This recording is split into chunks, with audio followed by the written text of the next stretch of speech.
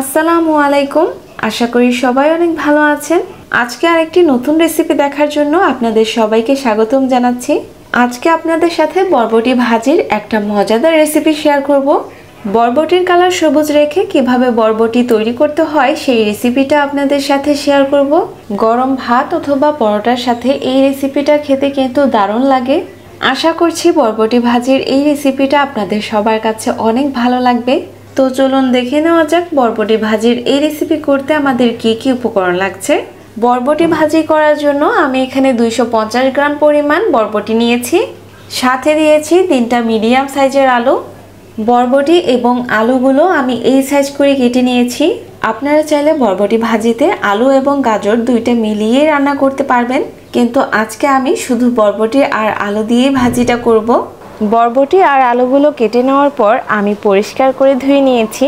আর লাগবে পেঁয়াজ কুচি, আমি এখানে 3টা পেঁয়াজ কুচি করে নিয়েছি।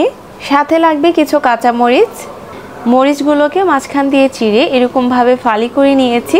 এখানে 10টার মতো কাঁচা মরিচ আছে, আপনারা যে যেরকম ঝাল খান সেই অনুযায়ী ঝালটা কমিয়ে বাড়িয়ে নেবেন। আর লাগবে হলুদের গুঁড়া আধা চা চামচ, আর লাগবে পরিমাণ মতো লবণ। এখন একটা কড়াইয়ে সয়াবিন তেল দিয়ে দিচ্ছি 2 টেবিল স্পুন পরিমাণ। তেলটা যখন হালকা গরম হয়ে আসবে এ পর্যায়ে আমি পেঁয়াজ কুচিগুলো দিয়ে দিচ্ছি। ভাজিতে পেঁয়াজের পরিমাণটা একটু বেশি হলে ভাজিটা খেতে অনেক মজা হয়। আপনারাও চেষ্টা করবেন ভাজিতে পেঁয়াজটা একটু বেশি করে দেওয়ার জন্য। এখন কাঁচামরিচগুলো দিয়ে দিব।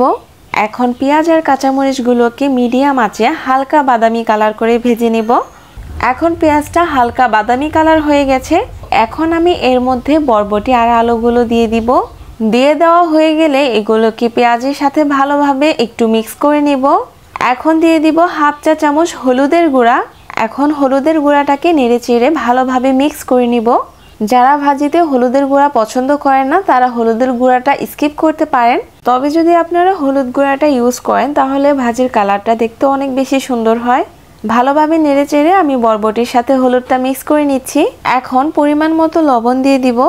লবণটা দেওয়ার পর আবার এটাকে মিশিয়ে নেব। লবণটাকে ভালোভাবে মিশিয়ে নেওয়া হয়ে গেলে 5 মিনিটের জন্য আমরা এটাকে ঢাকনা দিয়ে রান্না করব।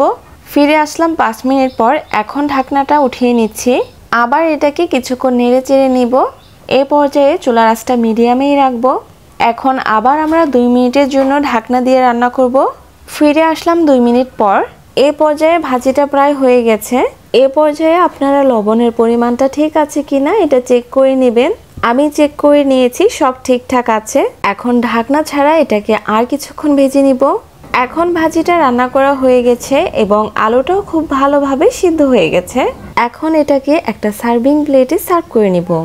এখন তৈরি হয়ে গেল ভীষণ মজাদার বরবটি ভাজির রেসিপি। দেখতেই পাচ্ছেন বরবটি ভাজির কালারটা কত সুন্দর হয়েছে। আশা করছি আজকের বরবটি ভাজির রেসিপিটা আপনাদের সবার কাছে অনেক ভালো লেগেছে এবং সহজ লেগেছে। যদি রেসিপিটা ভালো লেগে থাকে এবং সহজ লেগে থাকে আপনারা বাসায় ট্রাই করবেন এবং রেসিপিটি কেমন লেগেছে সেটা আমাকে কমেন্ট করতে ভুলবেন না। আজকের মতো এখানেই বিদায় নিচ্ছি। দেখা হবে নতুন কোনো রেসিপি নিয়ে। সবাই আমার চ্যানেলটি সাবস্ক্রাইব করে পাশেই থাকুন।